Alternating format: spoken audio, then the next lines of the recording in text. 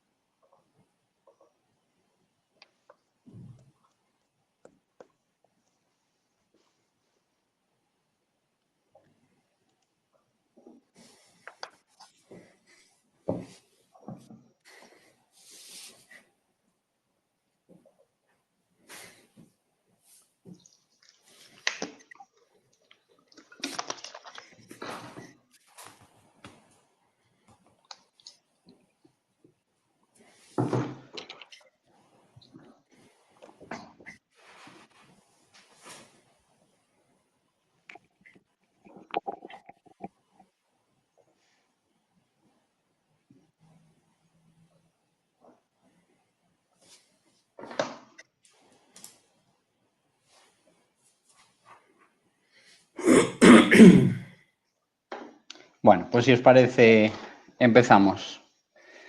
Bueno, antes de nada, buenas tardes a todos. Gracias por tomaros la molestia bueno, primero de inscribiros y luego de sacar tiempo para atender a este webinar con nosotros. Yo soy Manuel Berea, formo parte del departamento de la oficina técnica de Texas Berea. Me acompaña por parte de Euronit José Antonio, al que quiero dar las gracias tanto personalmente como a nivel de empresa, a Euronit, porque la verdad que siempre están súper dispuestos a hacer este tipo de formaciones con nosotros, lo cual es de agradecer. Buenas tardes, José Antonio. Nada, gracias a vosotros. Muchas gracias a todos los que estáis apuntados. Y nada, solo queremos y esperamos que sea unos minutos donde todos podamos aprender y aportar y que no sea la última, porque siempre es grato tener invitados como Víctor para que nos muestren sus proyectos y la forma en que lo enfocaron. Entonces, nada, esperemos que sea de utilidad. Vale, pues si os parece, antes de dar paso a Víctor, que es el protagonista del día y no le queremos robar mucho tiempo, simplemente dos cositas, ¿vale? Por un lado, esta es la primera sesión de este ciclo de webinars que vamos a realizar Euronit y Berea de forma conjunta. Que sepáis que el próximo jueves va a haber otra sesión, otro webinar. El enfoque va a ser distinto porque va a ser eminentemente práctico, dentro de todo lo práctico que puede ser una sesión online, ¿vale? Pero lo que hemos tratado de organizar es una serie de vídeos de montaje, de forma que vamos a entrar directamente en eso, en el montaje, ¿vale? Vamos a quitar todo lo que es teoría o normativa y centrarnos en esas 4, 5, 6, 7 cosas que hacen que el montaje de la teja pueda ser un infierno o por la contra vaya sobre ruedas, ¿vale? Entonces eso por un lado. Y luego por otro, respecto a la sesión de hoy, bueno, ya veis, tenéis el chat ahí que podéis comentar lo que queráis. Lo que sí que el que tengan alguna pregunta un poco más específica, agradecemos la pongáis en el apartado de preguntas porque nos va a facilitar la labor de contestarlas, ya que ahí se quedan ordenadas, ¿vale? Y vemos quién la ha preguntado, se queda ordenada. Entonces, el problema del chat es que a veces en medio de la conversación se quedan preguntas perdidas. Tenéis al lado del apartado de preguntas una encuesta, que es que aquellos que aún no tengáis, no estéis dados de alta en la newsletter, tanto de Euronit como de Berea, si os interesa, simplemente marcáis ahí sí y os la haremos llegar. Y nada, por lo demás, animaros a participar, ¿vale? Tenemos la suerte de contar con Víctor hoy, con lo cual, todas las preguntas que tengáis, animaros a lanzarlas, y si hay alguna cosa muy específica de tanto de placa de fibrocemento o de teja, pues estamos por aquí, José Antonio y yo. Así que nada, doy ya paso a Víctor. Igual que José Antonio, le doy las gracias por prestarse a colaborar con nosotros. Y nada, él os va a hablar del proyecto de rehabilitación energética del complejo administrativo de la Xunta de Galicia, en San Caetano. Así que nada, me callo ya y Víctor, todo tuyo. Bueno, pues nada, buenas tardes a todos y en primer lugar agradecer a Berea y Euronit el interés mostrado para el desarrollo de este webinar, que la verdad que lo hicieron todo muy sencillo y muy fácil y espero que os resulte interesante. No sé si aprenderéis algo, creo que no, pues no voy a contar nada que no, que no sepáis, pero bueno, vamos allá y cualquier cuestión que tengáis, pues al final la preguntáis. ¿Paso yo o pasas tú ahí la primera, Manuel? ¿Paso yo ya? Paso yo. Bueno, Pasa empezamos. tú ya, Víctor. Bueno, nada, el proyecto que os vamos a contar hoy es el resultado de un concurso que ganamos con ELA Ingeniería y cuyo objetivo, bueno, es el que aparece ahí en el título, que era llevar a cabo las obras de restauración y mejora de la envolvente térmica de los edificios del complejo administrativo de San Cayetano. Esto se hacía con los fondos FEDER 80-20. Bueno, nosotros hicimos el proyecto en el año 2017, no llevamos la dirección de obra porque fue objeto de otro concurso que no ganamos y la obra se terminó en 2019.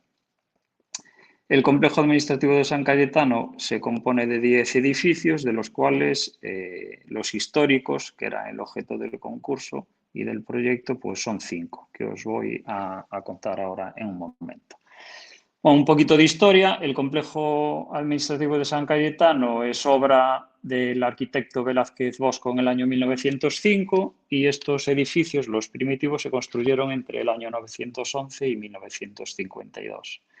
Los que seáis de Santiago probablemente los conozcáis y el resto pues no lo sé, entonces os lo cuento. Inicialmente se concibió como una escuela de sordomudos y después en la época de la Guerra Civil se utilizó como cuartel y hospital militar. Y ya en los años 60 pues fue el Instituto de BUP, que fue el Selmírez, cuando todavía no había el Selmírez 1 ni el Selmírez 2. Y después ya en el año 85 sufrió una gran transformación, rehabilitándose de forma integral para su uso como sede de la Xunta de Galicia. Bueno, como os decía, consta de 10 edificios. Uno de ellos es el edificio central, que aparece ahí, que fue objeto de la rehabilitación. El frontal izquierdo, que también fue objeto de la rehabilitación. El frontal derecho, también objeto de rehabilitación. El posterior derecho, lo mismo. El posterior izquierdo, Espellos, no fue objeto de la rehabilitación. El registro tampoco. El edificio del Palacete sí, ya era el último de los 5. Y después el resto de edificios, como es el de la pirámide, la estafeta de correos, la sala de prensa y consellos, pues no eran objeto del concurso. Como os dije inicialmente, el proyecto trata de mejorar la envolvente térmica de los edificios. O sea, es un proyecto de eficiencia energética cofinanciado por fondos FEDER. Y los requisitos de los fondos FEDER pues era realizar una auditoría previa y después todas las actuaciones que se propusieran tenían que suponer un ahorro mínimo de entre el 15 y el 20% para mejorar la cualificación energética. Por si se me olvida deciroslo después, comentaros que los edificios partíamos en general de una letra C, llegamos a la A y partimos de una letra C, a pesar de ser unos edificios bastante antiguos y del año 85, en los que no se le hizo nada, porque una pequeña reforma que hicieron hace 3 o 4 años, el sistema de calefacción es por biomasa. Entonces, bueno, pues ya partíamos de una letra C. Bueno, en la auditoría energética previa que teníamos que hacer para saber de dónde partíamos. Pues se revisaron consumos, se hizo un inventario de la iluminación, se estableció un perfil energético, se detectaron las posibilidades de mejora, aunque bueno, las teníamos un poco claras sin que nos lo dijera la auditoría energética. Se establecieron unas propuestas de ahorro energético y se seleccionaron pues, una serie de actuaciones, porque bueno, tampoco podíamos hacer todo lo que quisiéramos porque el dinero era... teníamos un tope de dinero para gastar. Las actuaciones se seleccionaron en base a mejorar el confort interior, que bueno, había bastantes quejas de los funcionarios, y conseguir ahorros. La actuación de los edificios históricos supone una superficie de 24.379 metros cuadrados y se hicieron dos grupos de actuaciones, uno un poco enfocado a la arquitectura y el otro a las instalaciones. En la arquitectura, pues fue aislamiento, reparación de fachadas, sustitución de ventanas y puertas. Y respecto a instalaciones, cambiar toda la iluminación a LED y sustituir unas refrigeradoras en el edificio central. La planta superior del edificio central es el único que no tenía calefacción con radiadores por el tema de la biomasa. Ya tenía unas climatizadoras. Entonces, bueno, pues eso es lo que sustituimos en ese edificio.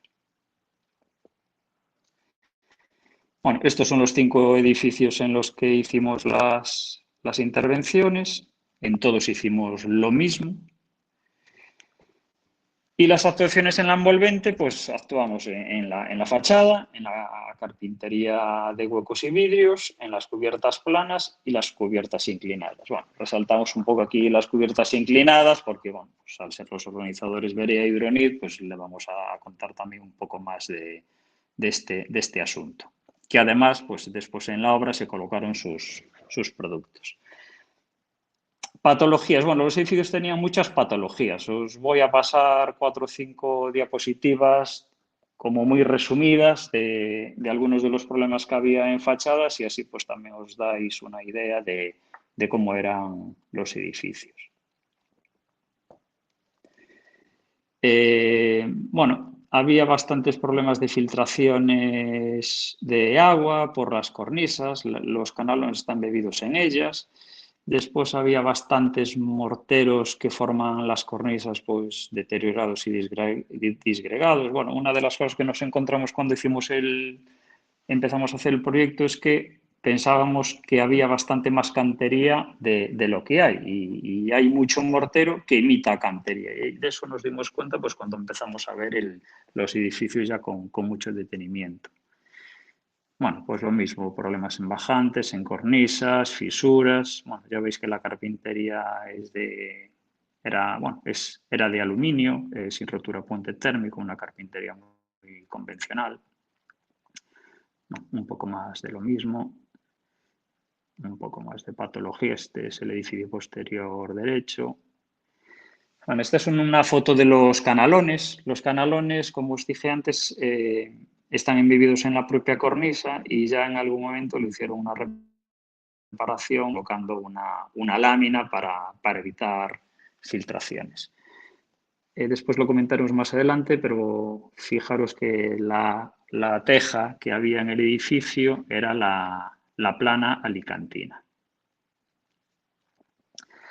Bueno, esta foto es un poco el resumen de la historia hasta el día de hoy. A la izquierda veis los edificios primitivos, antes de que se desarrollara la obra en el año 85, y es el momento en el que empezaron la obra. Veis ahí los 3 casetitas blancas y ya se ven algunas ventanas sin carpintería. Pues eso es lo que últimamente fue la Escuela de Sordomudos y el Instituto de PUP.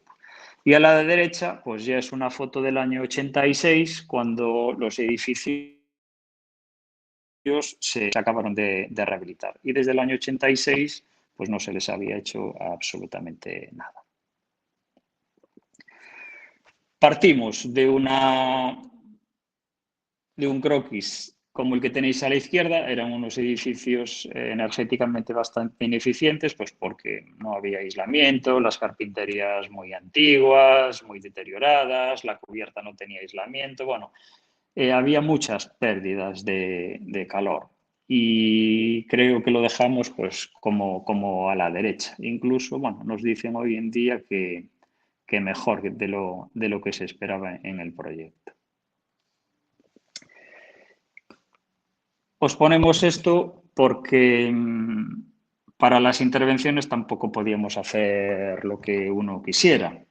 El Plan Especial de Protección del Patrimonio Construido de Interés Cultural del Término Municipal de Santiago, que es del año 88, pues tiene edificio catalogado con una protección estructural y el PECSION lo tiene con una protección no integral.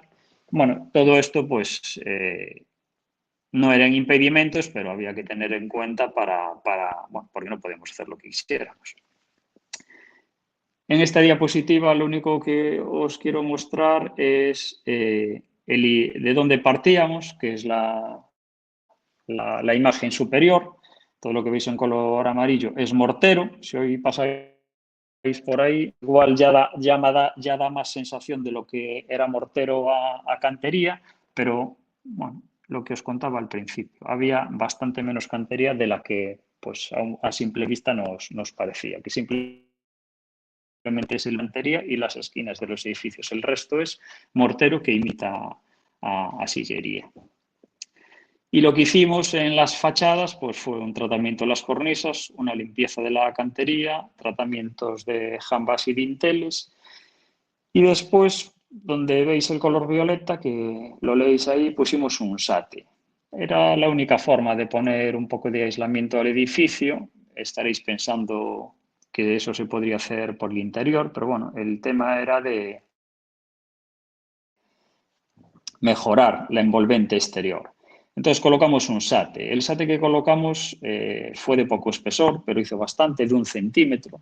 En este caso colocamos el XPS de grafito, porque tiene un lambda mejor que el blanco. ¿Y por qué solo de 1 centímetro? Pues porque teníamos que seguir manteniendo los resaltes que había entre la sillería, los jambeados en torno a las ventanas y el plano que era de mortero. Y el resalto que había antiguamente pues eran 4 o 5 centímetros, en algún caso 3, entonces no podíamos pasarnos de 1 centímetro porque pues no se iba a percibir. Entonces, pues 1 centímetro de XPS de grafito. Otra de las actuaciones que hicimos fue sustituir todas las carpinterías, que era un aluminio sencillo, sin rotura puente térmico y vidrio sencillo. Y pasamos a una carpintería de castaño de madera laminada. Bueno, fue una decisión que se tomó el pasar a madera, barajamos todas las opciones, pero entendimos que era la mejor de las opciones para llevar a cabo por la administración. Y cambiamos un poquito las tipologías, eliminando los partes de luces. Bueno, aquí no vais a ver mucho, lo único que se puede ver entre el antes y el después es que cambió la carpintería, pues da la sensación o potencia más el hueco, que antes pues similaba mucho a la sillería, todo muy partido, y aquí pues el hueco luce un poco mejor. Aquí ya lo veis con más claridad. Bueno, pues nada, lo que hicimos fue sustituir la carpintería de aluminio sin rotura puente térmico de vidrio simple pues por una carpintería de madera laminada de castaño y con un buen vidrio. Y después hay una serie de puertas que abren en el exterior, en el edificio, que están situadas en la planta baja, que son de emergencia, que decidimos no hacerlas de madera porque, bueno, buena parte del día son puertas que están abiertas y el agua pues, podía deteriorarlas bastante al estar abiertas, y se decidió colocarlas en acero inox. ¿Por qué el acero inox? Pues porque, por eso también está esta imagen, el edificio central, que es el acceso al mismo, tiene una puerta de acero inoxidable que, bueno, que tenía un cierto interés por la propiedad. Entonces, como era acero inoxidable, el resto de puertas que abrían al exterior las colocamos de acero inoxidable, pero un acero inoxidable con rotura de puente térmico que existe. Después, respecto al vídeo, bueno, pues un vídeo bastante bueno, que bueno, veis ahí un poco la descripción, pero bueno, un buen vídeo, ¿no? Esto ya es un plano del proyecto, pues simplemente carpintería que no hemos inventado nada, es una carpintería convencional de un ancho de 70 y lo único que cuidamos un poco en el proyecto son los encuentros o cómo se iba a hacer la ejecución o la colocación de esa carpintería con la cantería, que lleva unas juntas expansivas, unas láminas, bueno, ahora ya ni lo leo yo, bueno, ya no me acuerdo, unas láminas, bueno, no me sale ahora el nombre, igual vosotros lo leéis ahí. Y un vídeo. Modificaciones, simplemente le hicimos unas en el encuentro con los vidrios, que cortamos la madera para que se pudiera realizar un sellado, que no sé si lo veis ahí, que está escrito. Yo lo veo un poco pequeñito, pero está ahí escrito. Esto es una sección vertical. Los alféizares de las ventanas son todos distintos anchos, y lo que sí modificamos respecto a la carpintería original era que el alféizar, que se realizó con una chapa de aluminio, pues entrase por debajo de la carpintería, y le hicimos un goterón también a la carpintería para que el agua que va a beber por la misma pues no deteriorara la madera con el tiempo. Esta es una sección vertical y horizontal de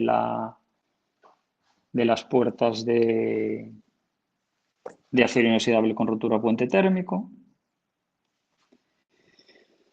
Y estos, bueno, son unos esquemas, un plano del proyecto de las cubiertas planas. Hay dos cubiertas planas, aunque no dé la sensación. Una está en el edificio central, que está tapado por un lucernario, después os enseñaré un detalle, y otra en el edificio posterior derecho.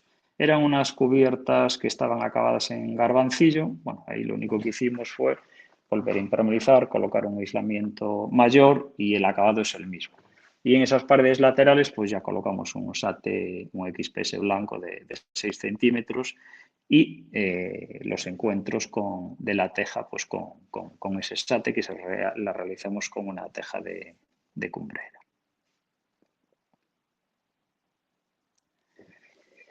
Bueno, aquí en esta imagen pues veis un poco el antes y el después. Partíamos de una cubierta de teja roja alicantina y la sustituimos por una teja cerámica curva roja. La teja cerámica curva roja es típica aquí en los tejados de Santiago de Compostela, tal y como recoge el plan especial, y bueno, la colocamos. ¿Por qué ese cambio? Bueno, pues porque un poco queríamos también, o teníamos indicaciones de colocar producto gallego si era posible. La teja alicantina, como sabéis, no se produce aquí, la teja roja sí, y era típica de Santiago, con lo cual pues fue una decisión desde mi punto de vista correcta el tomarla. Bueno, respecto a las cubiertas inclinadas, lo que hicimos aquí es una cubierta microventilada. Tanto Berea como Euronit tienen el sello DIT, con la placa ondulada en seco y que permite la microventilación bajo la teja, y está desarrollada por ellos. Es un sistema de colocación que está estandarizado, lo recoge el DIT y no hay nada que inventar. Está todo escrito ahí. O sea que, leyéndose ese DIT, el que quiera hacer una cubierta microventilada, pues ahí está. Además de todos los detalles y puntos singulares, el documento recoge pues, una serie de ensayos de actitud al empleo del sistema, de los que resultan especialmente significativos para el proyecto: la resistencia a la succión por el efecto de viento y la estanqueidad al agua con acción del viento y distintas inclinaciones. Bueno, antes de pasar, deciros que las cubiertas inclinadas, lo que pone ahí al principio, son aptas para climas húmedos con heladas ocasionales, en zonas métricas como las no estadificación al viento V1, y en pendientes inusualmente elevadas pues funcionan muy bien en este caso. Y bueno, estos requisitos la verdad que las cubiertas de San Cayetano las cumplían y se da para el caso. estos son los ensayos, bueno, no son ensayos que se hicieran para este proyecto, pero bueno, son ensayos de los que partíamos en la elección de materiales y estos son concretamente de Berea, la resistencia a succión por viento, que bueno, pues podéis leer ahí que lo tienen hasta en edificio urbano de 8 plantas, condiciones de viento más desfavorables y ensayo hasta arrancamiento y ensayo de carga mantenida en el tiempo de 16 horas. Y respecto a la estanquidad del agua, pues bueno, leéis ahí ya un poco los parámetros.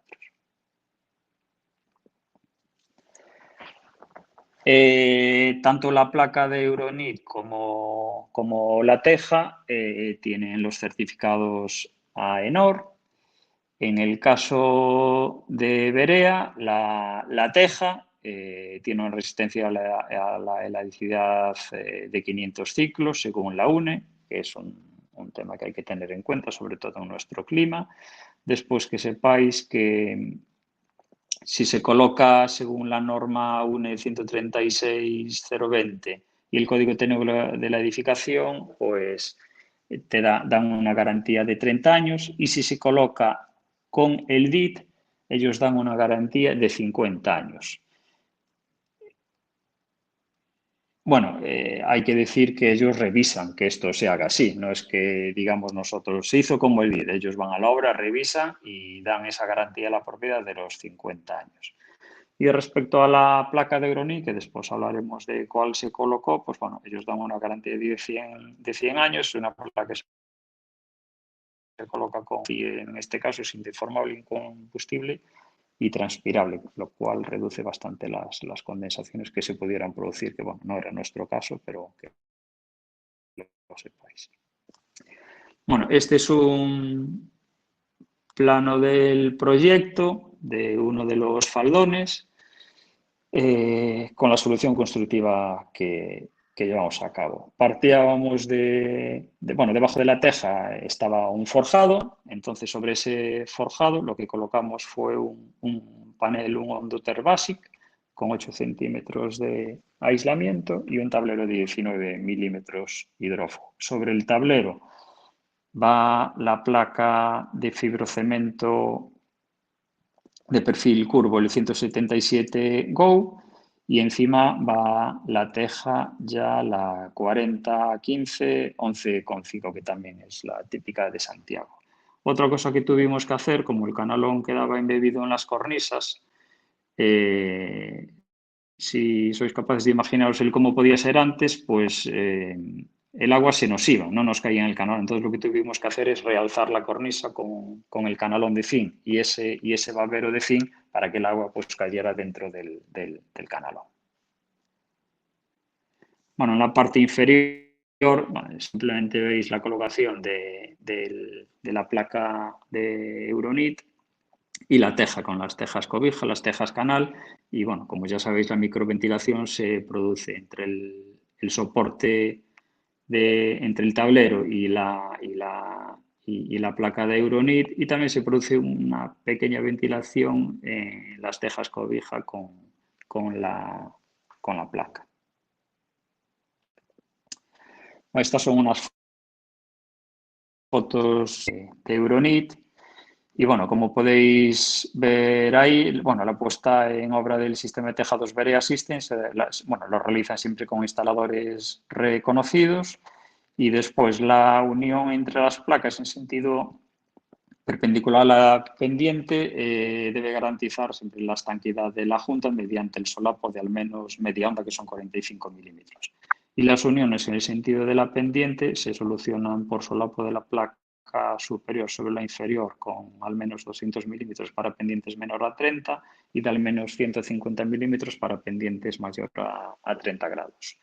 Y el montaje se puede realizar sin inglete a la española, de forma que la línea solapo lateral se discontinúe en el sentido de la pendiente o desplazándose una onda a cada hilada o con inglete, que es el caso que veis ahí en la foto inferior izquierda a la inglesa, de forma que la línea de solapo lateral sea continua. En este caso, la puesta en obra de la placa se colocó con la cara B, que bueno, se puede colocar por la A o la B. ¿Por qué por la cara B? Pues porque es bastante más rugosa, entonces pues bueno, facilitaba bastante el andar por el tejado y también que no se escurriera la teja mientras no se colocaba, mientras no quedaba fijada. Bueno, en esta imagen veis un inicio de alero. Sabéis que la primera teja siempre se ancla mecánicamente. Y después, bueno, pues os leo un poco lo que figura ahí, ¿no? Que todas las tejas canal del alero y los remates laterales irán fijadas con cordones de espuma en las varillas de las tejas y todas las tejas cobija del alero y las piezas de remate lateral irán atornilladas a la parte alta de la onda de la placa de fibrocemento, además de llevar 2 cordones de espuma aplicado por el interior de las varillas de las tejas. El resto de las tejas canal del faldón irán colocadas sin fijar, haciendo tope contra las tejas cobijas de la hilada inmediatamente inferior. Y las tejas cobija irán fijadas con gancho y un punto de espuma aplicado en la boca estrecha, fijándose a la placa fibra. Y en función de la pendiente, se irán fijando mediante cordones de espuma en las tejas canal y mediante punto de espuma y tornillo en las tejas cobija. Una hilada cada X hiladas, y veis ahí un poco la relación de la pendiente.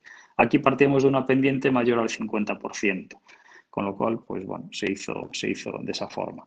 Todas estas cosas que sepáis que, bueno, las tenéis en el DIT y en los manuales de Berea y Euronit, con lo cual, simplemente haciendo ello, pues lo veréis. Este es otro detalle del proyecto, nada, un poco para que veáis la cumbrera, que es por donde se realiza la microventilación, ¿no? Bueno, esto no os voy a contar nada porque ya sabéis cómo funciona. Va desde la parte inferior del alero hasta aquí se produce esa microventilación. Y después, bueno, pues colocamos ahí una serie de piezas especiales que después los veremos en unas fotos, como son las tejas cuña, que son las que rematan las que rematan las zonas cóncavas con la cumbrera, ¿no? Después lo vais a ver mejor en las imágenes. En la parte inferior, pues nada, una sección horizontal de los detalles de las limatesas. Bueno, estas son fotos de obras realizadas por Berea, en las que veis un poco la colocación, los canalones, cómo es el inicio, los ganchos de acero inox, que bueno, ahora ya se colocan prácticamente en todos los tejados, aunque en algún sitio, por normativa, no dejan colocar a día de hoy todavía el gancho, que no era nuestro caso, vamos. Y aquí, bueno, un poco las piezas especiales, que esto ya es un tema personal del que me gusta hablar porque en este caso Berea pues tiene todas las piezas especiales para realizar un tejado. Normalmente las cuñas que veis ahí en la foto del medio, que son las que acometen contra la limatesa, bueno, es raro ver estas piezas. Normalmente pues veréis al operario cortando trocitos de teja y haciendo esas cosas. Estas piezas existen, no suponen mucho mayor coste y creo que el resultado es bastante mejor y están hechas para eso. Al igual que la pieza de inicio de la limatesa que la veis en la foto de la derecha. Bueno, yo con esto os quiero decir como técnico, no solo por este proyecto, que existen un montón de piezas, además de las tejas y las piezas de cumbrera para hacer los tejados de forma más correcta y mejor. Y esto sí que es tema nuestro, el dejarlo bien descrito en los proyectos. Bueno, un poco más imágenes en la parte, bueno, ahí no lo vais a ver bien, pero sí que está la teja de 3 vías, que es la cumbrera con las dos limas, que también es otra de las piezas especiales que, bueno, que ayudan bastante a que queden mejor las cosas. Esta ya es una foto panorámica de la obra ya medio hecha. Bueno, esto es un detalle también de los planos del proyecto del edificio central. Como os dije, en el edificio central hay una cubierta plana y esa cubierta plana está oculta por ese lucernario de vidrio. Ese lucernario de vidrio, bueno, si conocéis San Cayetano, es donde se encuentra la bandera. Entonces, donde localicéis la bandera, ahí debajo está la cubierta y está ese lucernario de vidrio. Y ahí, pues nada, simplemente los detalles de encuentro de todas estas cosas, ¿no? Cómo se realiza esa ventilación con la teja de cumbrera debajo del lucernario. El lucernario, todo eso era ventilado porque ahí debajo, bueno, pues lo contaré después, es donde iban las climatizadoras de esa planta, que únicamente tenía climatización para calor y frío, y es donde se colocaban, y bueno, que tenía que quedar abierto para que funcionasen bien las climatizadoras. Respecto al tema de instalaciones, lo que os acabo de contar, cambiamos la climatización en la planta tercera del edificio central y toda la iluminación a tecnología LED. La enfriadora del edificio central, nada, era una bomba de refrigeración antigua de baja eficiencia, la que figura ahí, y había necesidad de sustituirla pues porque tenía ya muchos años y no funcionaba de forma correcta. Esta actuación venía derivada de los trabajos en las fachadas y en las cubiertas. Como teníamos que tocar cubiertas, fachadas, pues bueno, la climatización nos venía bien cambiarla porque había que retirarla, con lo cual pues no fue ningún estorbo el hacerlo, ni ningún coñazo. Este es el esquema de donde iban las climatizadoras. Pues nada, se colocaron dos bombas de calor para la climatización, se le colocaron nuevas conducciones y fan coils y un sistema de renovación de aire, aprovechando que se hacía todo esto pues que no existía en el edificio. Conseguimos un mayor confort, más salubridad y optimización de los recursos. Y con esto un ahorro energético de 50.646 kilovatios hora año. Toda la iluminación que había en San Cayetano era una iluminación con fluorescentes. Un poco, bueno, las imágenes que veis ahí es la tipología resumida de la iluminación que había. Y lo que hicimos pues fue pasar todo a tecnología LED.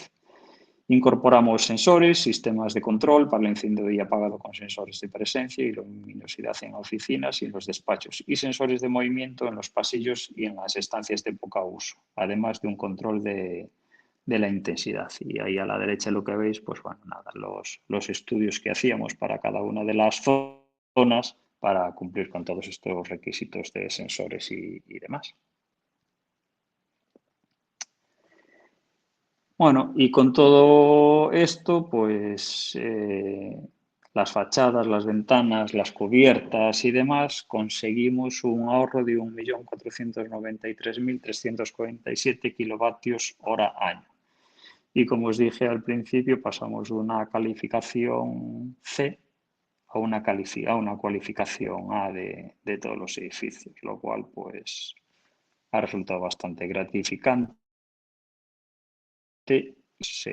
Nos han dicho que ha funcionado mejor de lo esperado. Y poco más. Muchas gracias a todos. Espero que no haya sido mucho coñazo y si tenéis alguna duda, pues nada, la respondemos ahora. Ya nos modera Manuel y José Manuel. Hasta luego. Bueno, pues muchas gracias, Víctor, por explicarnos este proyecto tan interesante. Y no sé si alguien tiene alguna pregunta. Animaros a... Mira, ahí tienes una... Ahí tienes una pregunta. El detalle constructivo de la cubierta... Bueno, pregunta Juanma Esteban. El detalle constructivo de la cubierta se soluciona con aislamiento, más tablero, más placa de fibrocemento, más tejas. ¿Cómo se fija el tablero? Bueno, pues a ver si hemos llegado aquí al detalle. Aquí lo podemos ver, creo. Aquí no, vamos a buscar la otra. Bueno, son los tornillos que tiene el tablero, lo vemos aquí. No me acuerdo ahora cómo se llaman, pero son esos tornillos largos que ve ahí encima de la literatura, son los tornillos que anclan mecánicamente el tablero al forjado. Igual la pregunta de Juanma, igual estoy interpretando yo mal. Igual se refiere como que el tablero es independiente del aislamiento. En este caso no, era el tablero y el aislamiento eran el mismo elemento. Sí, no es un sándwich porque le falta el tablero de abajo, pero para que nos entendamos podemos decir que es un sándwich. Sí. Claro, La lana de roca, la aplicación es mecánica. la lana de roca viene unida al tablero, ¿vale? Ya viene así de fábrica. Que se puede hacer de forma casera, quiero decir, se pueden poner unos rastreles, se puede poner la lana de roca, encima de la lana de roca el tablero. En este caso, bueno, la solución que ponía el proyecto era el traer ya ese tablero con la lana de roca de taller. Que sepáis, y aquí parezco yo el comercial de Euronit, pero no, que ellos ahora, por ejemplo, otra solución que tendrían, que puede explicaros José Antonio.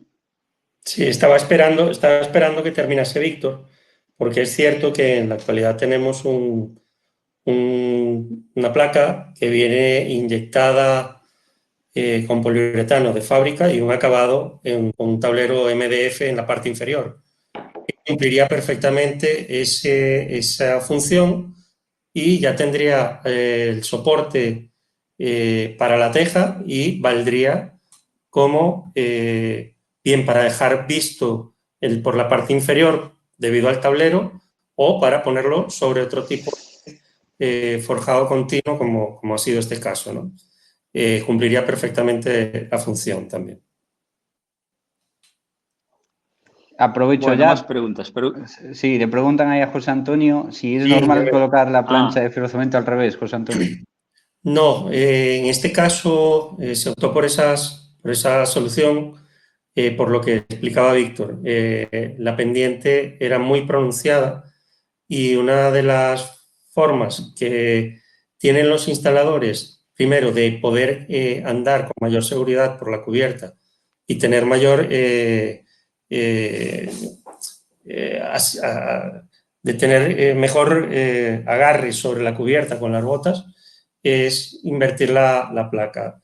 Ya decía Víctor, por la parte inferior la placa es más rugosa, porque es una placa que se fabrica mediante un rodillo, se van cubriendo capas y lleva un fieltro, una tela entrelazada, que es la parte inferior.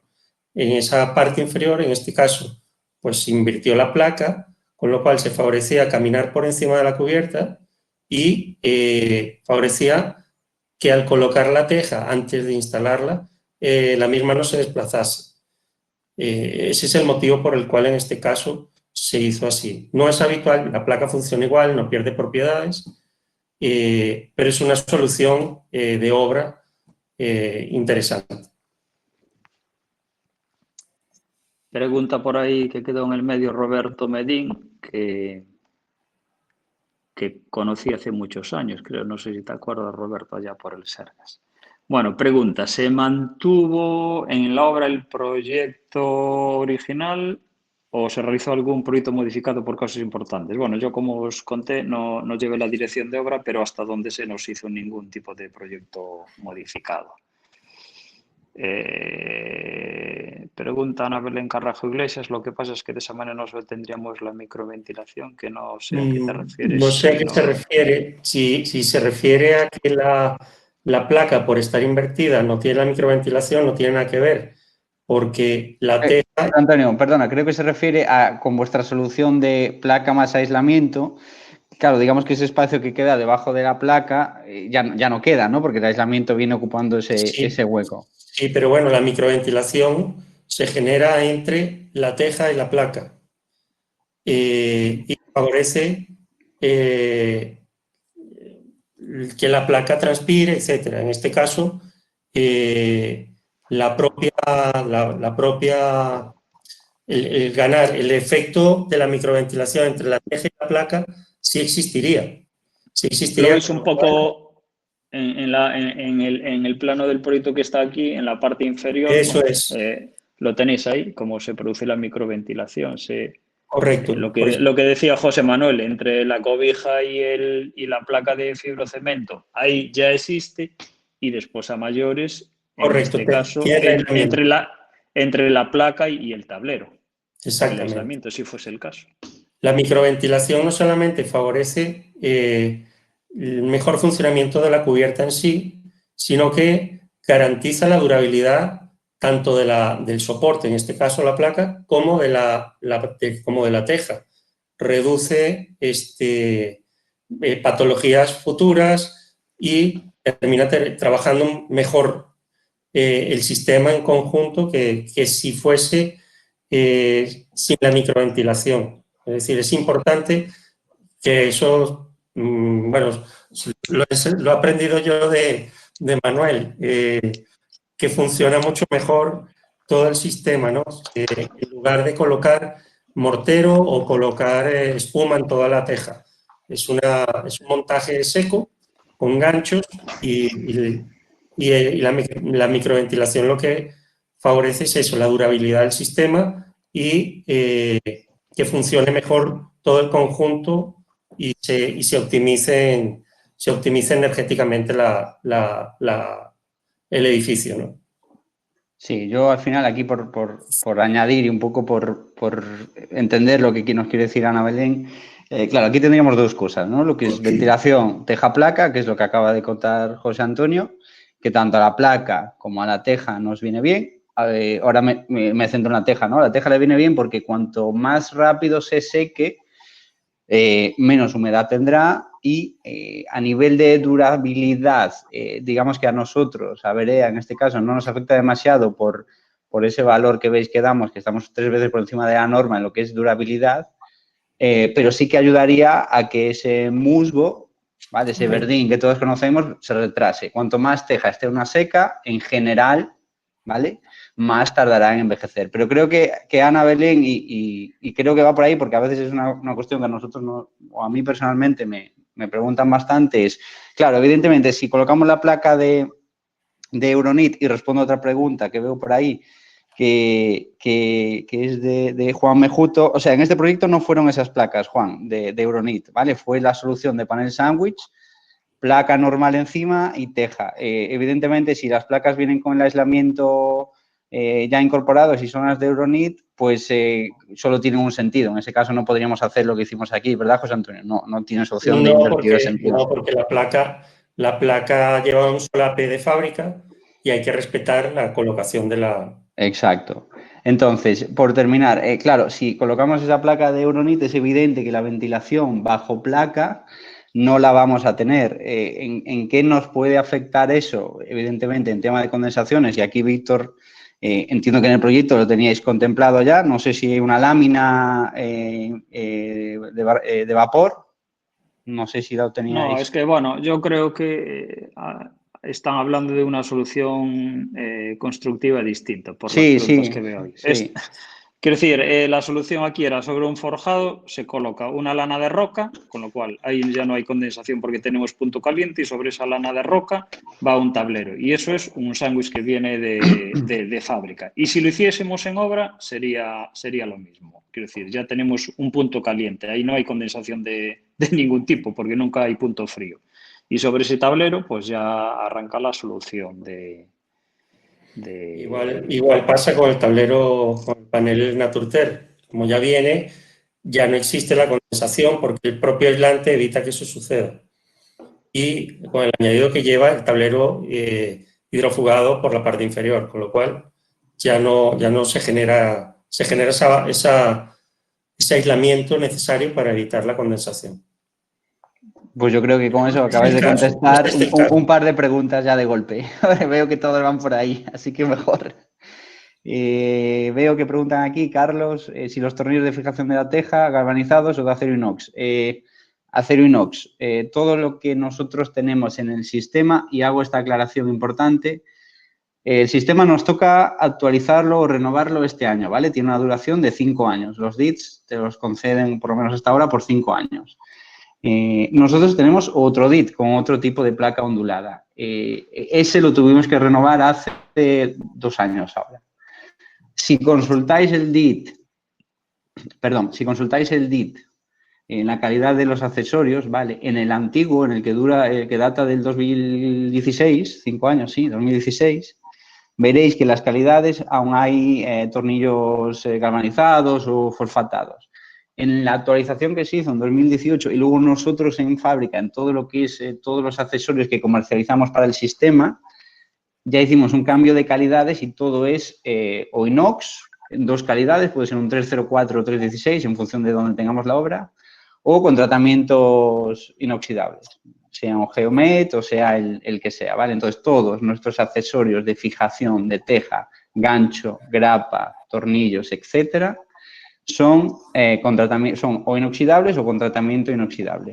Y esto es importantísimo, porque a lo mejor en esta obra de San Caetano pues no va a tener un ambiente especialmente agresivo, pero nuestra experiencia es que una obra en primera línea de playa con ese ambiente salino, por ejemplo, lo vimos en las fotos, el tornillo de alero sufre muchísimo. O sea, directamente se lo come el óxido y lo peor es que se hincha y al hinchar provoca que se rompa la teja, ¿vale? Entonces, ya a partir de mayo del año que viene, pues estará actualizado ese DIT porque toca, pero ya nosotros en fábrica desde hace 3 o 4 años ya todos los accesorios que van con el sistema ya tienen un tratamiento inoxidable.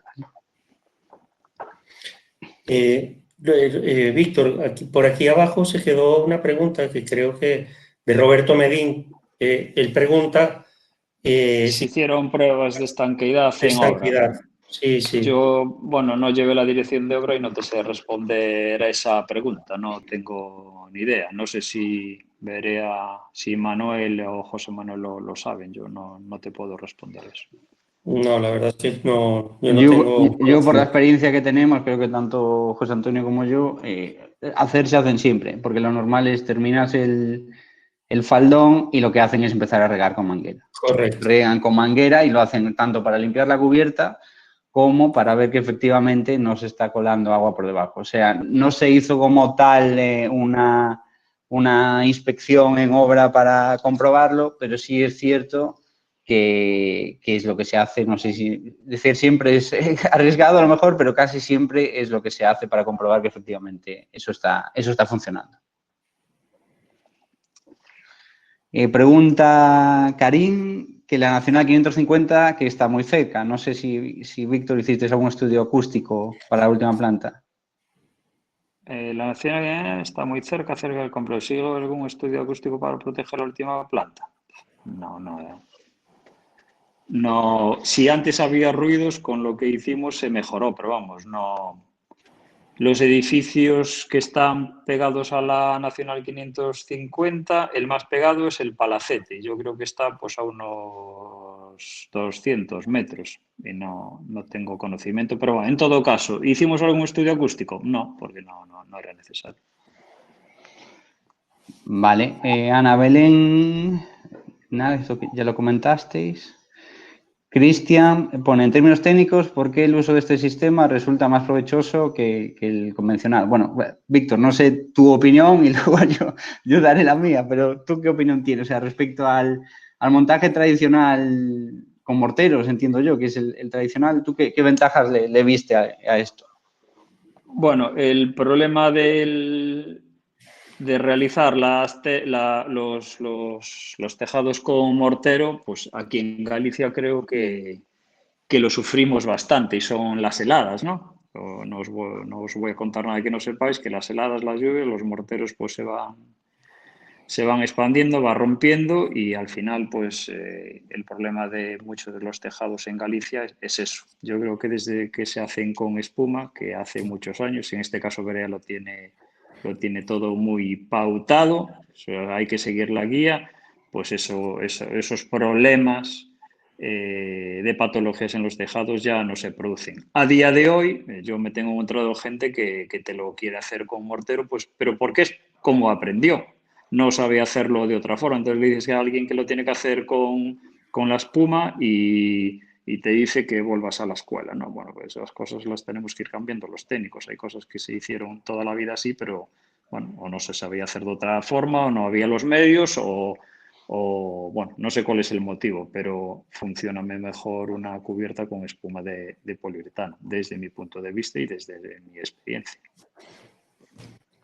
Sí, yo ahí voy a puntualizar algo que es importante del sistema. El DIT lo que no nos dice en ningún caso, o sea, no se trata en ningún caso de decir, bueno, donde antes ponías mortero, ahora pon espuma. De hecho, hay una frase, creo que es textual, en el DID, que pone algo así como el gancho será el elemento de fijación, gancho, tornillo, grapa, y la espuma será un elemento posicionador. ¿Esto qué quiere decir? Que la relevancia y esto aplica en cuanto a si podemos tener una referencia de cuánto va a durar, ¿vale? Se lo van a dar los elementos metálicos. Es decir, yo no recomiendo en ningún caso, que una cubierta se haga con espuma, pero sin ganchos o sin tornillos, ¿vale? Porque estamos metiendo un elemento que funciona bien, que tiene un buen agarre, que está testeado, perdón, pero al final, si tratáis de pedir una garantía de, oye, ¿y esto cuánto dura? Yo no la puedo dar, ni la casa del fabricante de espuma os la va a dar, ¿vale? Porque eso no está medido. Entonces, ¿qué ventajas ofrece este sistema? Y a lo mejor es una ventaja que luego es contraproducente, porque como decía Víctor, por el tema del gancho, ¿vale? El gancho, me encuentro que en determinadas obras de rehabilitación está un poco prohibido o demonizado. Para nosotros es fundamental y luego aquí podemos entrar a debatir, porque al final el gancho me evita tanto que la teja deslice hacia el alero, ¿vale? Como que se levante. La ventaja que tiene el gancho es que me está cogiendo tanto la teja por la boca estrecha como por la boca ancha. Es decir, si yo quiero arrancar una teja de una cubierta elaborada, ejecutada con el sistema, o levanto 6 o 7 tejas de golpe o no puedo levantar ninguna porque están cosidas por ese gancho. Entonces nos encontramos a veces con obras de rehabilitación que no están mal ejecutadas, sino que están ejecutadas pues con mortero de cal, ¿no? Que parece que es un elemento que en rehabilitación pues gusta y tiene sentido que sea así. ¿Qué pasa? Que el mortero de cal, la adherencia que tiene con la teja es la que es y dura lo que dura, y si no ponemos un elemento como pueden ser tornillos o como son los ganchos, al final nos encontramos que una obra que realmente no tiene problemas, tenemos que volver a intervenir porque la sexta hilada la tengo ya a la altura de la hilada del alero, ¿vale? Entonces, para nosotros, lo que garantiza este sistema es que las tejas no se van a mover. Además de la impermeabilidad, que eso es fundamental, es evidente, ¿vale? Eso también lo va a garantizar con la placa y con la teja. Pero a nivel de piezas del tejado, lo que garantiza es que no tengamos desplazamientos de elementos. Magdalena pregunta por los tratamientos inoxidables. Mira, tenemos ganchos y grapas, que son ISI 304 y ISI 316. Como sabéis, el 316 con ambientes muy agresivos es más recomendable en ambiente salino, y el 304 tiene es menos eficiente en ese sentido, pero bueno, que es de buena calidad también. Luego, los accesorios metálicos son tratamiento Geomet 500B, ¿vale? Lo que pasa es que no os fiéis por esto, porque al final nosotros estamos intentando, bueno, mejorarlos cada día. Entonces, puede decir que hoy te diga que es 500B y dentro de 6 meses los hayamos cambiado a otro tipo de tratamiento, por zinc, níquel o similar, ¿vale? Lo mejor que podéis hacer es, en nuestra página web, vais a la parte de descargas, fichas técnicas, y ahí tenéis el detalle de todos los accesorios, ¿vale? Con la calidad que tienen. Sigo para arriba. Ismael, ¿es necesario colocar algún elemento que evite la entrada de animales entre el tablero y la placa ondulada bajo teja para alcanzar garantía de 50 años? No es, en nuestro caso, para dar garantía de 50 años, no es obligatorio, pero sí tenemos un peine de alero metálico. En este caso es un ISI 304 o, bajo pedido, puede ser un ISI 316, perdón. Entonces, nosotros la garantía la daríamos igual, pero lo que sí es importante es que este peine, además de evitar la entrada de animales y permitir ventilación bajo placa, te está calzando.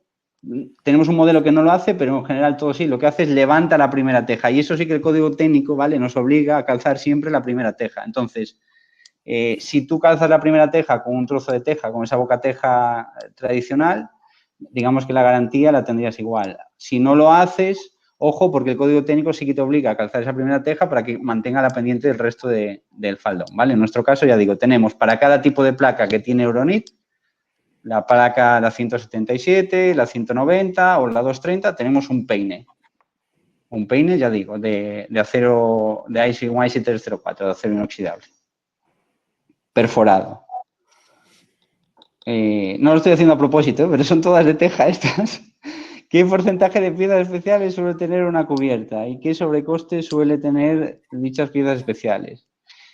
Bueno, al final, Víctor, creo que tú y yo hablamos de esto un poco el otro día, ¿no? Sí, Claro, sí, el sí. sobrecoste, evidentemente, si vamos a lo que es material puro y duro, es más caro hacerlo con el sistema que no hacerlo.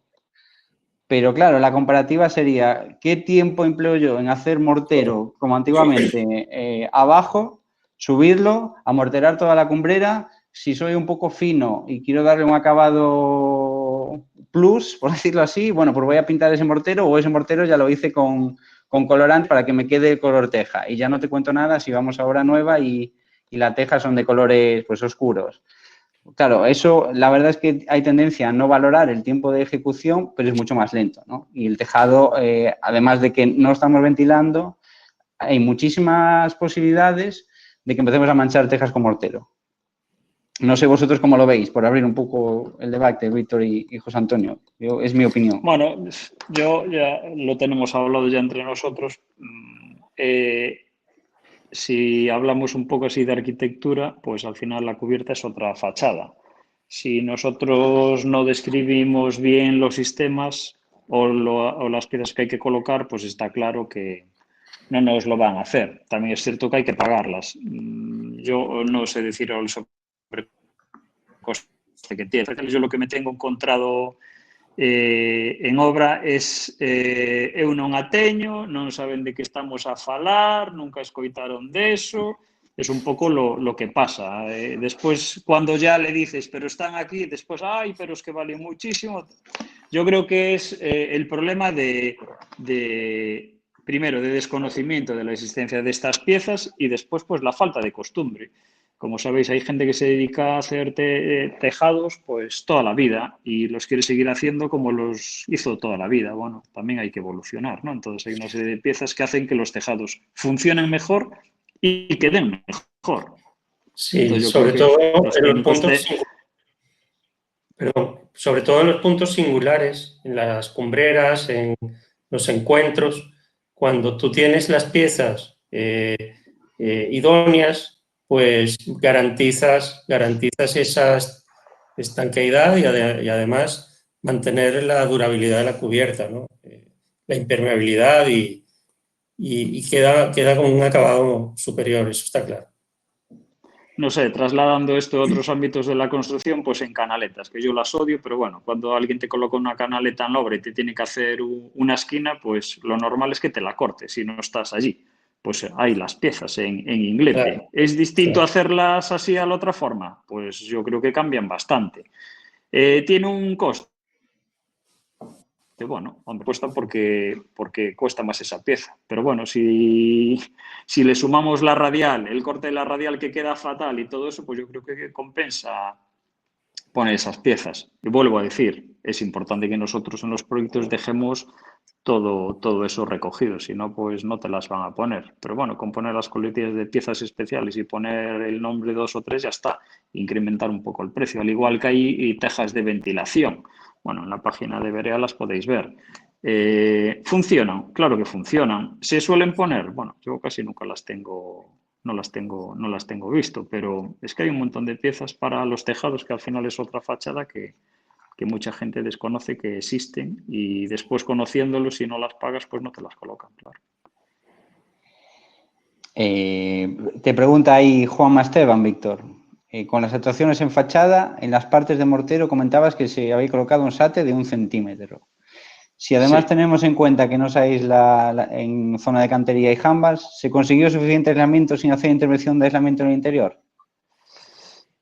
Pues mira, la superficie de mortero que había donde se colocó el SATE de 1 centímetro, el de grafito, no el normal, y en este caso era un SATE con una densidad mayor que el convencional para que no se rompiese, pues hizo bastante.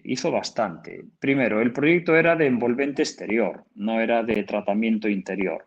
Pero ya yendo al tema técnico, y haber aislado por el interior. ¿Qué pasa el aislar el edificio del interior? Pues bueno, en un edificio administrativo de esta índole, pues todos los encuentros que hay interiores de mamparas, tabiques, recercados, tal, pues era instalaciones O sea, había que desmontar toda la fachada por dentro para poder aislar.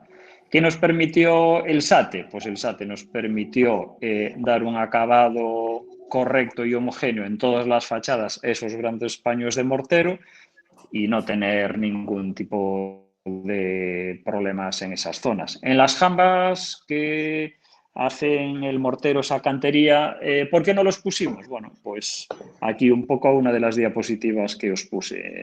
Desde el punto de vista de la protección, los huecos no le podíamos ni comer ni sumar ni 1 centímetro. Y vais a decir, coño, 1 centímetro. Pues no se podía. Entonces, no, esas zonas no están aisladas, pero por un tema de protección. De protección respecto a fichas de patrimonio y demás, ¿vale? Pregunta Ana Belén si la placa se colocó directamente sobre el Honduter. Iba así, ¿verdad, Víctor? Directamente sobre el panel Sunway. Sí. De todas formas,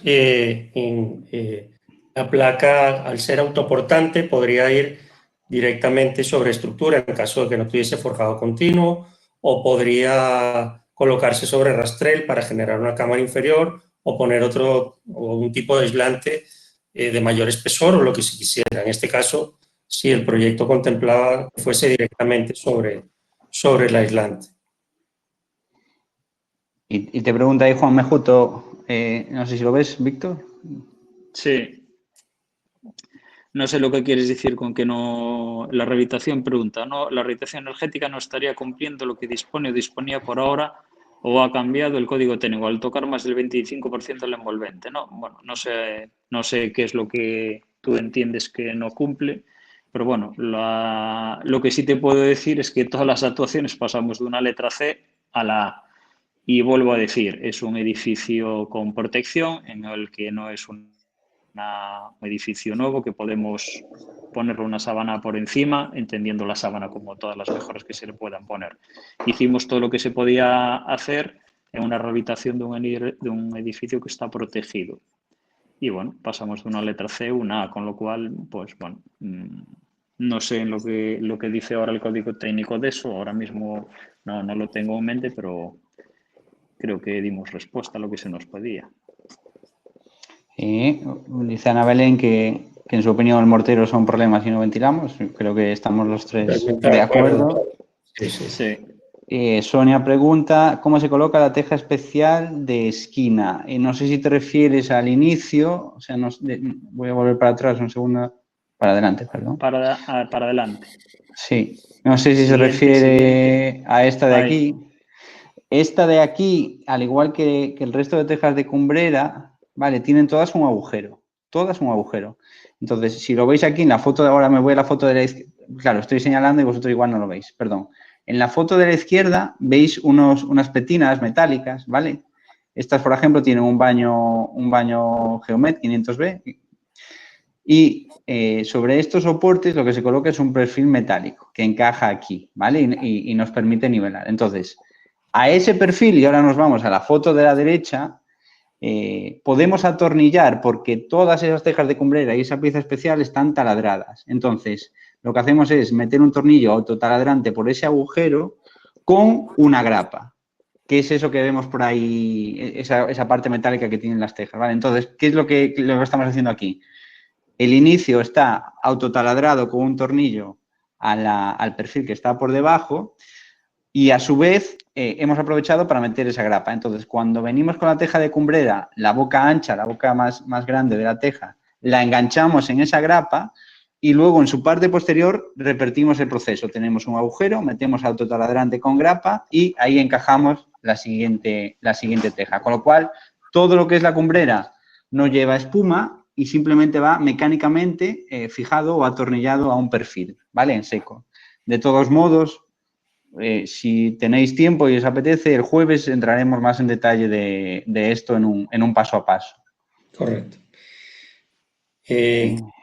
Cristian Solimán hace un comentario. En arquitectura se apuesta por la innovación. El sistema me parece sobre todo práctico, siempre y cuando las mejoras en los sistemas de instalación cumplan con los requerimientos técnicos, uso, calidades y garantías. Bueno, en este caso creo que valorasteis todo eso a la hora de hacer el proyecto, ¿no?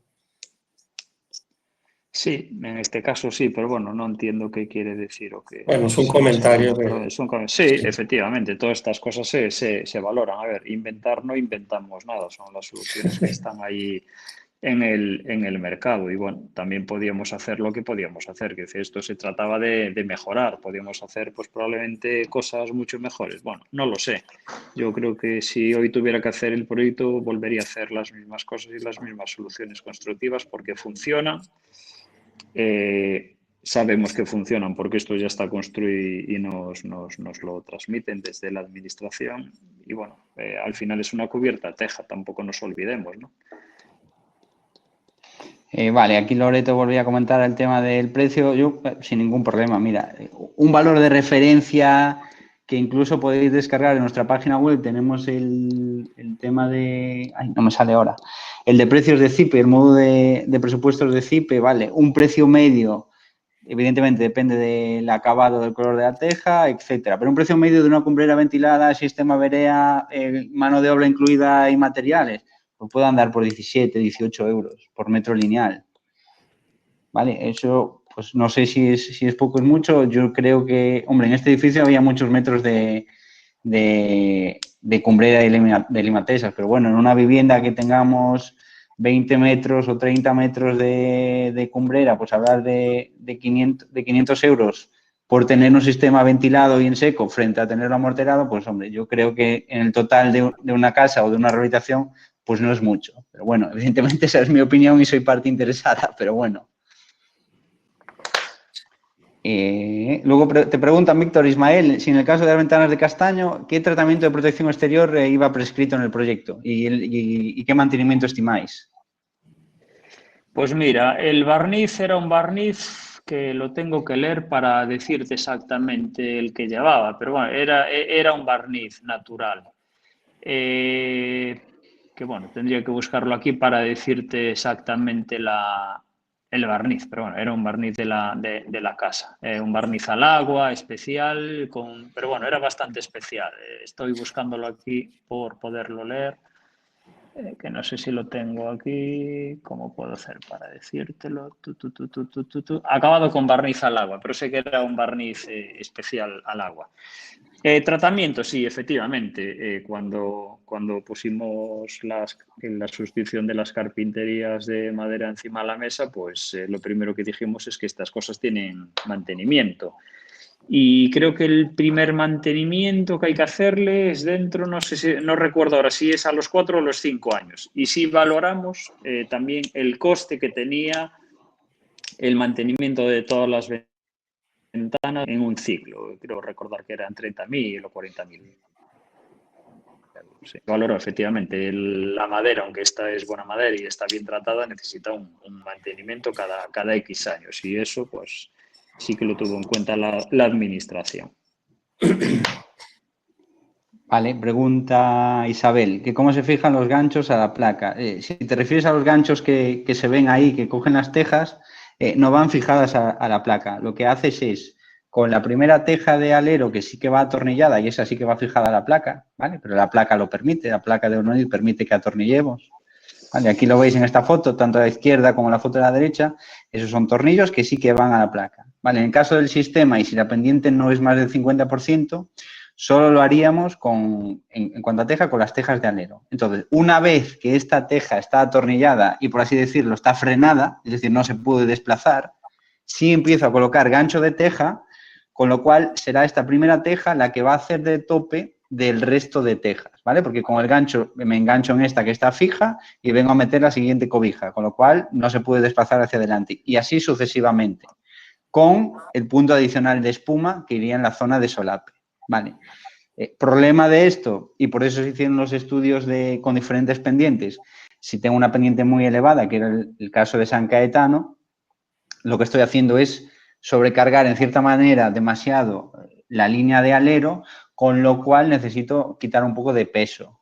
Por eso esa tabla que veis ahí, y por eso en San Caetano, cada 6 hiladas, se colocó otra pieza especial que tenemos, que es una teja con un agujero, simplemente. Digamos que el alero viene con un precorte para que quede más corta, como sabéis, y con un agujero. Bueno, pues hay otra que simplemente viene con el agujero. ¿Qué nos permite? Atornillar esa hilada, con lo cual es otro punto digamos que volvemos a empezar a cero, ¿vale? Y volvemos a colocar tejas que cuelgan de esa hilada, pero no todo se va a ir a la teja de alero. Entonces, realmente esa es en función del gancho. Como os digo, y no es por hacerme interesante, pero el jueves entraremos de lleno en estos temas, ¿vale? Así que creo que ahí el que tenga interés lo va a ver bien. Ana Belén pregunta si la lámina azul que colocamos en cumbrera es impermeable y transpirable. Sí, es impermeable y transpirable. Y dice que la coloca siempre sobre el caballete. Pues muy bien hecho. Vale, esto es otras cosas que en la renovación... Se ve aquí. Ahí. Exacto, perdona, sí. Vale, ahí está por debajo en esa foto.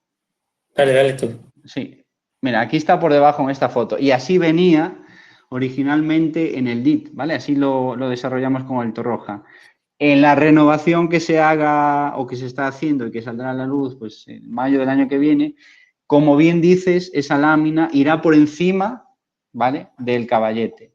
A nosotros también nos parece mejor. La estarías clavando en una zona elevada, que parece que es mejor, evidentemente, ¿vale? Y además hay otro problema, que en este caso, bueno, aquí no se iba a dar, pero si no dejan bien colocado en obra el caballete, que debería quedar, es decir, si queda muy alto y la teja de cumbrera no apoya sobre los lomos de las tejas del faldón, que es como debería estar, y como digo, lo deja muy alto, si lo pones por abajo y te acercas, vas a ver como que entra la luz, ¿no?, del otro lado del faldón. Entonces también es otra cosa que poniendo esa lámina por encima, ¿vale?, también vamos a evitar. Entonces, respondiendo a tu pregunta, colócalo por arriba, en el DIT en actualización ya se colocará por arriba, ¿vale? Como veis, el DIT no es un documento estático, es un documento vivo que a raíz de distintas experiencias pues vamos intentando mejorar. Sí, Carlos Undampiella también hace mención al material y ya le he respondido a la pregunta. Perfecto. Había aquí una en el chat, Pepe, antes de que me olvide, que es para ti, que te pregunta Javier Varela si se puede colocar solo placa de fibrocemento en la cubierta para garantizar la estanquidad. Y la respuesta es sí, pero bueno, danos más detalles tú. Hombre, una de las ventajas que tiene el fibrocemento es que es indeformable, transpirable, ignífugo e impermeable. Entonces, bueno, esa es una de las ventajas de usar fibrocemento en un tejado, eso está claro. En cualquier tipo de tejado, tanto si lleva teja, en este caso, como si se quiere dejar visto. O sea, ofrece propiedades que otros materiales no ofrecen, sobre todo eso. Y pregunta Ismael, que somos conocedores del clima de Galicia, que él es de Burgos, y qué materiales utilizaríamos en ejecución de limaollas, canalones, pesebrones y remates. No sé, Víctor, ¿tienes alguna predilección por algo o algún material? Bueno, aquí lo que se usó es el zinc, pero bueno, por cómo era el edificio y era lo mejor para hacer los canalones embebidos y demás. Aquí usamos zinc. No sé, yo creo que esa respuesta habría que estudiarla para cada caso en concreto, pero bueno, aquí fue zinc. Bueno, yo por mi parte digo lo mismo que Víctor. Pues depende de cada caso, depende de la obra, del tipo de obra, pues irá mejor un material u otro. En el sistema que sepáis que no está contemplado ninguno en específico, ¿vale? No es, digamos que no es parte del sistema dar decir hay que hacerlo así. Lo único que dice el sistema es, como no puede ser de otra forma, que hay que cumplir lo que pone el código técnico, ¿vale? En el tema de vuelos, si tenemos una limaolla, pues cuánto debe volar la teja de esa limaolla, 5 centímetros, ancho de limaolla, cuánto debe prolongarse la impermeabilización por debajo de, en este caso, de la placa de fibrocemento para garantizar que si se llena, digamos, esa limaolla o ese canalón, pues hay una zona de protección. En eso sí entra el sistema, sí lo especifica, pero no dice un único sistema de ejecución para ese tipo de puntos singulares.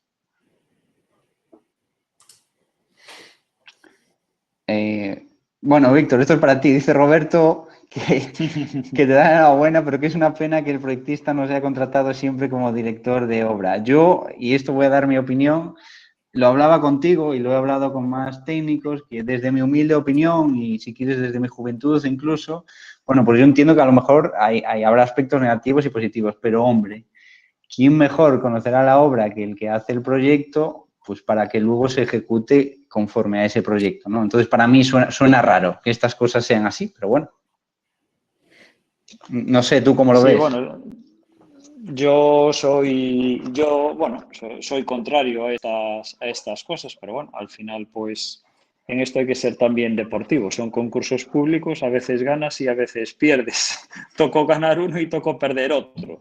¿Para mí es contraproducente? Sí, para mí es contraproducente. Si hay alguna empresa por ahí de las grandes, pues yo creo que las empresas dan palmas con las orejas cuando no estamos los técnicos que hacemos los proyectos. Se abren más posibilidades, ¿no? A hacer cambios.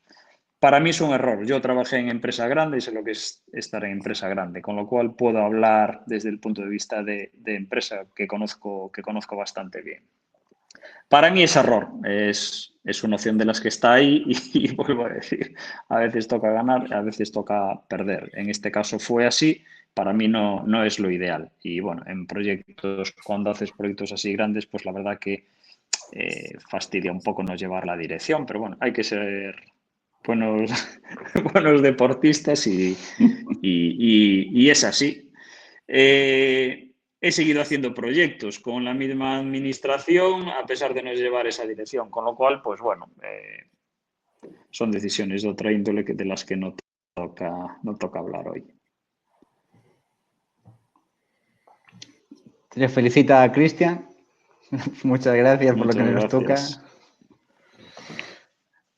Bueno, pues creo que estamos acabando con las preguntas. No sé si alguien tiene alguna más, pero los agradecemos, creo que los tres, que os hayáis animado, porque creo que es lo más interesante de estos webinars al final, ¿no? El intercambio de ideas y de opiniones que nos ayuda a todos a mejorar.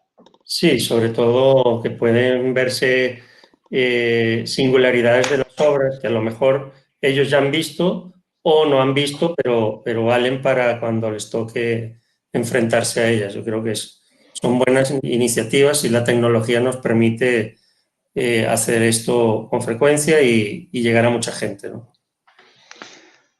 Bueno, pues yo sí. nada, dar gracias a todos. Espero que no haya resultado muy coñazo y sobre todo pues a ver ahí Euronit y empiezo como terminé, que ha sido muy fácil el desarrollo de este webinar, todo fueron facilidades y la verdad que lo montamos bastante rápido, fue bastante sencillo, por lo menos para mí. Ellos entiendo que a lo mejor les tocó algo más, las plataformas, estas cosas, pero bueno, la verdad que resultó muy, muy gratificante. Bueno, O sea muchísimas que gracias. Nada, gracias y creo que si de algo bueno podemos sacar todos de la historia esta en la que estamos metidos, ¿no? De la pandemia, es que, bueno, este tipo de cosas pues se potenciaron bastante, ¿no? Y se facilitaron bastante. Así que, bueno, por sacar algo positivo también es en eso hemos ganado. Creo que te vuelvo a preguntar ahí, Javier, un segundo, si podemos garantizar la estequidad de la cubierta solo con placa de filocemento. Sí, sin duda alguna. Lo importante, comentaba antes, de las propiedades de la placa de fibrocemento, se ha montado sobre forjado continuo, sobre viga, es su capacidad impermeable, de resistencia, es autoportante, es ignífuga. Lo que es importante de la placa de fibrocemento, que de eso se hablará el próximo jueves, es la colocación. La placa el montaje de las placas se rige por una norma y que es la norma 88111, norma UNE 88111, y donde se indica perfectamente cómo debe colocarse la placa. Cumpliendo eso, pues no debería tener ningún tipo de inconveniente y es perfectamente es impermeable y garantiza la estanqueidad de la cubierta sin ningún tipo de problema. Por eso os invitamos al próximo jueves, que se tocarán esos esos detalles que al final son los que garantizan la ejecución efectiva de la obra. Bueno, pues nada, eso, simplemente despedir, animaros a que vengáis el viernes, porque como digo, será ya, intentaremos que sea muy práctico. Jueves. Y el jueves, perdón, el jueves, sí, el jueves. Estoy yo con viernes ya, ansia de viernes. Así que nada, gracias a todos, gracias Víctor, gracias José Antonio y nada, esperamos veros la semana que viene. Gracias a todos. Gracias a todos. Hasta luego. Hasta luego. Hasta luego.